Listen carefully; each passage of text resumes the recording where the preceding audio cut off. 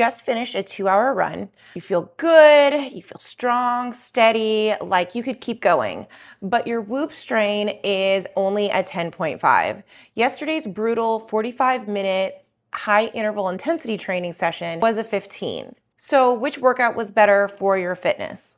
If you're an endurance athlete or just want to build an unbreakable aerobic engine, you're asking the wrong question. In this episode, we're shifting the focus from peak strain to sustainable performance. I'll show you the #1 metric to build your base, how to use Whoop to nail your race taper, and why less strain often means more gains. And if you're ready to build your own endurance engine with this kind of data, you're in the right place. I'm a Whoop affiliate, and the link in the description gets you a free Whoop 5.0 plus a free month and a free activity tracker strap. Now, let's build your base. So welcome back. Last time we optimized Whoop for strength and power. Today it's all about endurance. Running, cycling, swimming, and anything where sustained cardiovascular output is king. This is where Whoop's core technology truly shines if you know how to use it. For endurance, the single most important concept is zone 2 training, which is that steady conversational pace where your body efficiently burns fat for fuel. The problem, most athletes run too fast on easy days and too slow on hard days. Whoop is your perfect coach to really nail this down. Stop looking at your final strain score. Instead, use the live heart rate and strain coach during an activity. For a long, easy run, set a low to moderate strain target. The live view will tell you if your heart rate is creeping out of zone 2. This teaches you what an easy pace actually feels like, building your aerobic base without the junk miles that just add fatigue. The #1 metric for an endurance athlete isn't daily strain. It's your weekly cardiovascular load trend. This shows if your overall training volume is increasing, decreasing, or staying steady. The golden rule: increase load gradually. Whoop's chart gives you a visual.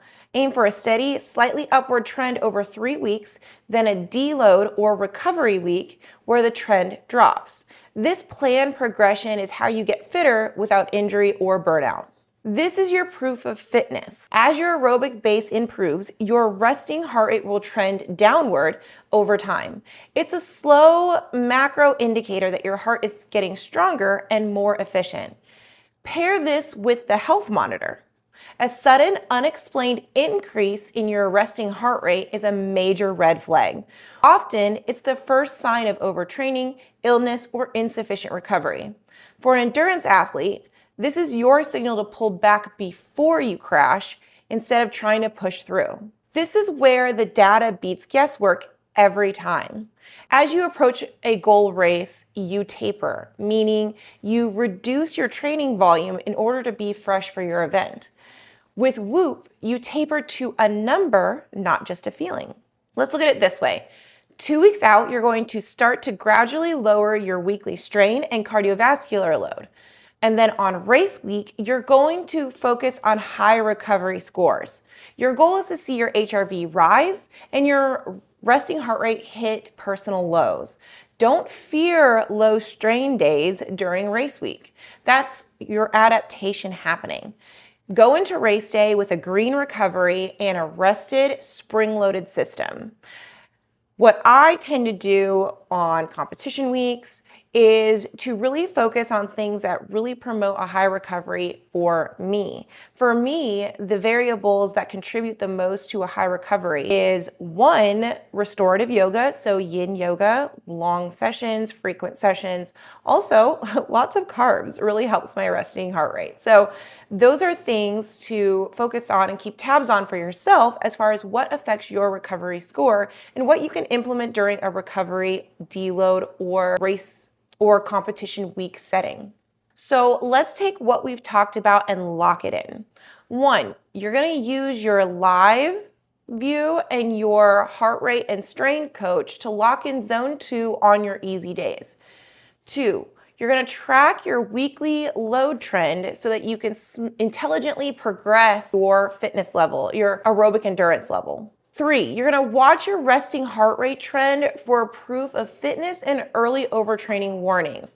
This will help you develop a training program that works best for you and that's not generic. And then 4, you're gonna taper to a recovery score, not just a calendar. So you're really gonna implement your recovery activities and personal lower volume to help prep yourself for race weeks and event weeks. If you're building an engine for the long haul, use my link below to get your Whoop and start tracking what matters. Next week, we're going holistic, beyond the workout, stress and life management. We'll dive into the stress monitor and how life stress tanks your performance data. Subscribe to see that video and learn how to implement the Whoop in your daily life, no matter what kind of athlete you are. So here's a question for my endurance crew. How do you use Whoop to pace your long runs or plan your tapers? Let me know in the comments. I'd like to know different strategies because I know what mine looks like, but I know that everybody recovers based on different things.